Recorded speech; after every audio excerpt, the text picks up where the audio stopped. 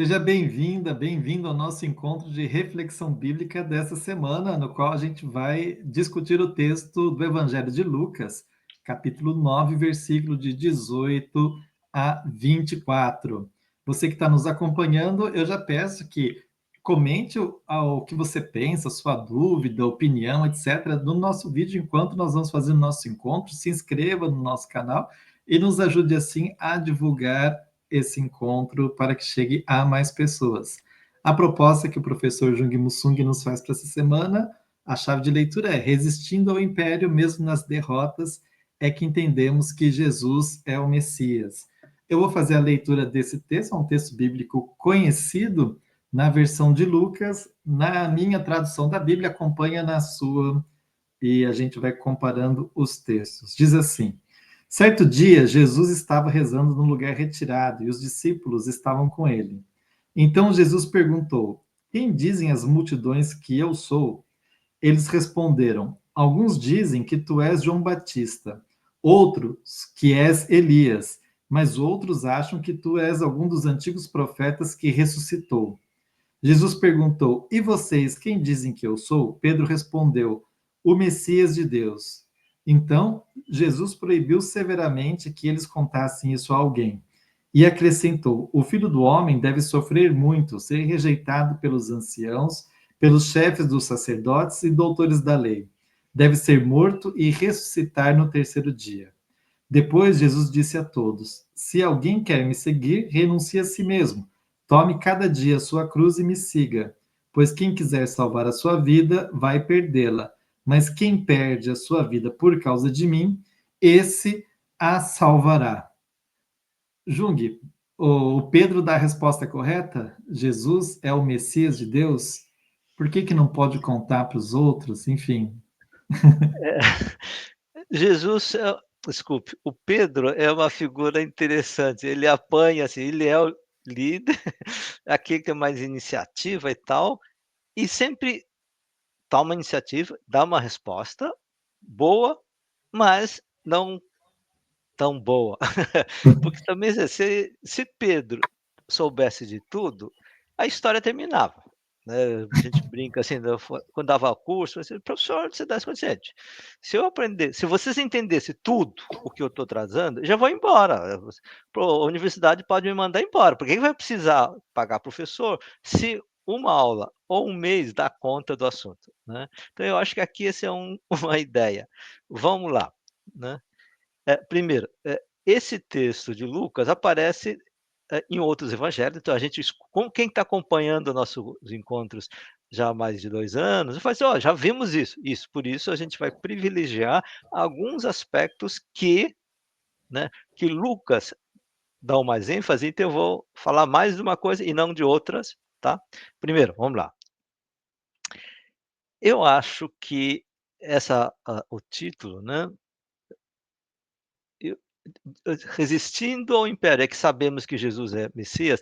Quando eu estava preparando o texto, eu tinha pensado um título assim: a gente acha que sabe, mas não sabe, né. Depois ficou: não vai chamar atenção, depois você não vai entender. Então é isso, assim, nós cristãos, a grande maioria e nós todos, achamos que sabemos que Jesus é o Messias. É claro, depois de 2000 anos falando, desde criança aprendendo, para quem começou, eu sou católico desde o nascimento, quer dizer, minha mãe se batizou católica me esperando, né, então eu nasci católico com minha mãe, né, na Coreia, o que era um raro, né. Então, assim, desde criança a gente sabe, não, Jesus é o Messias. Ora, não é uma discussão comum, e pronto. E eu acho que esse é o tema central. O Pedro também descobre, Jesus é o Messias. Descobre em relação a outro. É isso, sempre. Você aprende mais do que em relação ao outro. Os outros pensam, Jesus é João Batista, Elias, né? Ou um outro que ressuscitou. Esse é um tema que a gente nunca tratou isso, né? Mas faz parte da propriedade da religiosidade popular, essa ideia do cara que era bom voltou. Né? Ou como assim, cara, é muito ruim, voltou e está fazendo essa maldade e tal. Tá, isso não é o nosso tema central. Então tá, quando Pedro disse, tu és o Messias, a palavra Cristo é a tradução do Messias. Jesus é o Cristo, não, Jesus é o Messias. Esse é o sentido. E o que que é o Messias? Essa é uma pergunta importante. Por que que o Pedro dizendo que Jesus é o Messias é um salto? Por isso que o Pedro diz: "Isto, você é o cara. Dos discípulos, você é o cara", né. Então assim, Messias é o enviado por Deus para impor ao mundo a vontade de Deus. Tá. Quem é o verdadeiro enviado de Deus? Para o Império Romano, é o imperador. Nesse sentido, a as grandes religiões, a maioria das religiões em toda a humanidade e do tempo, sempre diz: Deus é poderoso, Deus impõe a sua vontade na terra, logo as coisas acontecem de acordo com as leis que Deus mandou, ou Deus colocou, e o rei ou imperador é o que representa. E aqueles que não seguem a lei é o mal a ser atacado. Esse é o papel de todas as religiões, que sociologicamente é isso que funciona. Ponto. O que que o Israel tem de novidade? Não. Os sacerdotes diziam: "Não, Deus colocou o rei e vocês têm que obedecer". Aí os profetas diziam: "Não, Deus não é assim". Então a briga dos profetas. E nessa discussão, aí vem, por que que os povo chama ele de profeta, né. Quem é Jesus? Isso é quem é Deus. Quem envia o Messias. É o imperador e o sacerdote, o supremo sacerdote? O povo diz: "Não, Deus não é assim. Nós estamos sofrendo na mão do Império Romano e dos sacerdotes, e Deus não é assim, ponto". Ainda não tem essa expectativa de Deus está enviando, porque a gente não está vendo nada fazendo o que diria antigamente de uma revolução ou uma grande transformação, né. E quando Jesus pergunta para o Pedro: "E vocês? E vocês?", o Pedro diz: "Não, você é o enviado por Deus". Isto, Deus é contra e é o momento. Lembra que Jesus já começa dizendo: "O reino de Deus, o tempo chegou". Isso, então Pedro é isso. Se o tempo chegou, é o tempo que chegou da vinda do Messias. E você é enviado, logo, ainda a gente não viu direito, mas você é o poderoso que vai nos libertar. Essa é toda a expectativa, até mesmo depois da ressurreição, ou depois da morte, né. Ponto. Então Jesus diz: "Ótimo, você entendeu, eu sou enviado". Então o Pedro, para dizer: "Você é o Messias", ele precisa saber o que significa a palavra Messias. Porque se ele não sabe o que é Messias, não pode dizer: "Ah, esse é o profeta, esse é o amigo, esse cara bom". Ele precisa saber o que que é Messias é para agora vou indicar quem é o Messias. Então, por exemplo, estamos aqui eu e conversando, né, então assim, quem é ele? Ele é um professor da universidade que está na França fazendo pesquisa e nós estamos conversando aqui na França e o Brasil. Ah, tá, então alguém esse é o Alan. Isso, para dizer, esse é o Alan que está fazendo pesquisa na França, ele precisa saber o que que é professor, o que é pesquisador e o que que é França. Senão a frase não faz sentido. Então quando Pedro disse: "Tu és o Messias enviado por Deus", eu sei quem é. Só não sabia que era você, mas deu para entender? Então você tem aí a essência, ou a definição do que é Messias. O que Jesus vai dizer é verdade, você descobriu que eu sou enviado. Mas o teu conteúdo, o que se entende por Messias, ainda está errado. E então ele vai explicar para o Pedro o que que é ser Messias. Daí que é um pouco estranho, por isso que eu dizia: "Gente, não fala essas coisas porque vocês não estão entendendo direito. Vocês pensam que entenderam, mas não entenderam". Eu costumava fazer isso quando estava na faculdade de teologia, dizia: "Gente, vocês pensam que entenderam direito, não vai publicando, não vai pregando isso na igreja, não entenderam ainda não. Vocês acham, mas isso vai dar confusão, então não prega antes, depois, né, se entender melhor, depois mesmo assim você vai ter problema depois, porque o povo não vai gostar do que você está falando". É isto. O Pedro não fale, porque se você quando você entender, você vai descobrir que isso vai dar uma encrenca. E qual é a encrenca? esse Messias enviado que o povo está esperando não vem com poder para resolver todos os problemas. A gente vê um enviado que resolve todos os problemas. Eu não tenho responsabilidade para fazer. E a gente vai vir com esse enviado vai ter o poder para expulsar os romanos, expulsar o templo. E aí vem, gente, vem com raiva. Sofreu a vida inteira. Quando a gente ganhar, a gente vai. Que é o problema da vingança. Por exemplo, está acontecendo na Gaza, que agora complicou mais com o Irã, né, nessa conversa. Mas assim, você não consegue entender a a atuação não só do governo de Israel, mas a posição do povo, sem entender o acúmulo de 2000 anos de problemas, de opressão, de expulsão. Agora tem um poder, a gente quer vingar.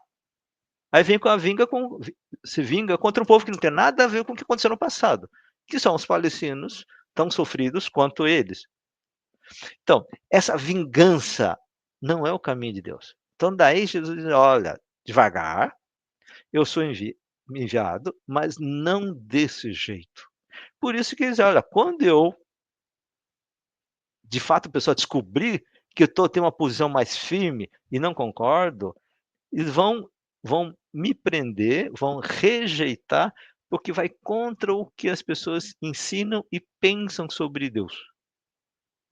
E aí, por isso que vai ser rejeitado por anciãos, que é figura importante na comunidade, principais sacerdotes do templo e os escribas, os que controlam a interpretação da Bíblia.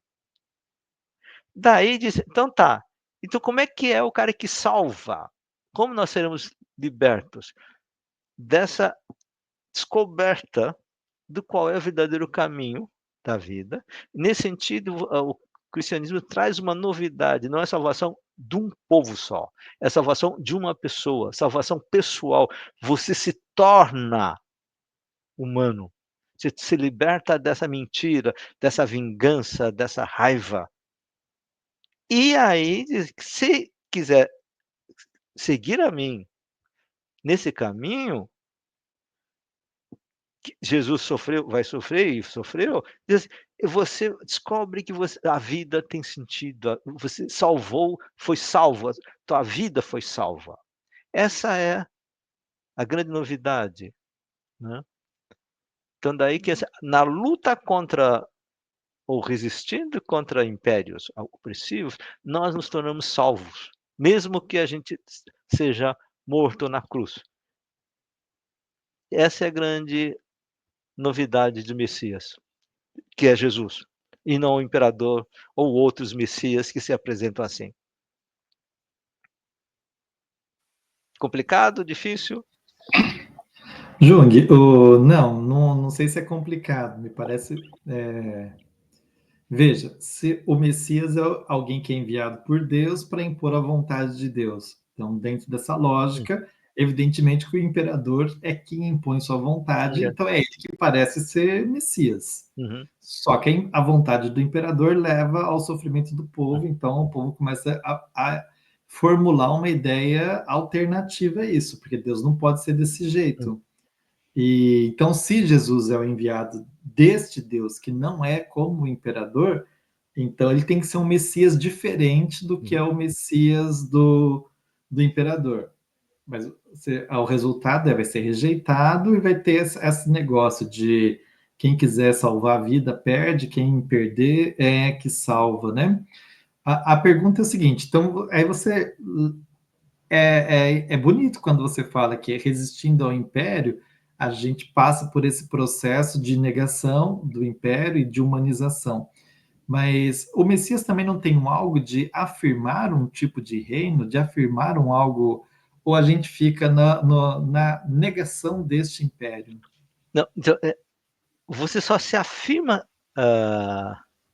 o império ou relações opressivas quando você descobre eu sou ser humano amado por Deus na luta pelos que estão sofrendo. É isto. Então daí que vem, assim, como é que você tem o reino de Deus entre nós, que Jesus fala: "Olha, nós descobrimos o caminho do amor, da alegria, de solidariedade. Não, mas está sofrendo isto. Não negamos que existe opressão, mas nós descobrimos algo. Esse é a novidade, né, de que vale a pena. Aí vem: "Ah, mas Jesus morreu e pronto". Não, vem: "Ressuscitou". Daí que nessa fala é muito importante isso. Ressuscitou no terceiro dia. Isso é assim, logo que acaba a desgraça, que é o, não vamos discutir os 3 dias, porque é do sábado, domingo, mas essa questão, assim, Deus se revela na ressurreição de Jesus. Por isso que o Paulo, Uhum. o apóstolo faz sobre isso. É fundamental afirmar que Jesus ressuscitou, porque se não houvesse a ressurreição, a cruz termina. Não, a cruz não termina, a história não termina. Porque se tudo acaba nisso, Deus não faz sentido, a história não faz sentido. E a vida de Jesus não faz sentido. E o que nós experimentamos com Jesus e depois da ressurreição de Jesus, não, não é, existe algo. Isso é que se chama fé. Nós, não é porque simplesmente acreditamos, não, é porque nós experimentamos de que há algo realmente que vence a injustiça e a morte. Por isso que Jesus vai dizer: eu venci a morte e a opressão. Esse é um tema da fé, que não vai caber agora, a gente Sim. já segue para frente. A gente tem que voltar nesse tema É, em uma outra ocasião. Nosso exato. tempo já acabou para Hã, esse encontro de hoje, mas acho que é interessante a gente pensar que o Messias, mesmo nas derrotas, resistindo ao império, não é somente a negação do Deus, do imperador, mas é ao mesmo tempo a afirmação de uma fé alternativa que concede também, encontra a dignidade na vida de cada um e de cada uma, né? e mais do que fé alternativa, é a fé verdadeira, Uhum. né. Isso é que faz: "Nossa, isto, descobri isto", e a vida faz sentido. Muito bem, Jung, obrigado. Até o Hum, próximo encontro. Quem estiver nos até. acompanhando até agora, compartilhe aí para chegar até outras pessoas. Tchau, tchau.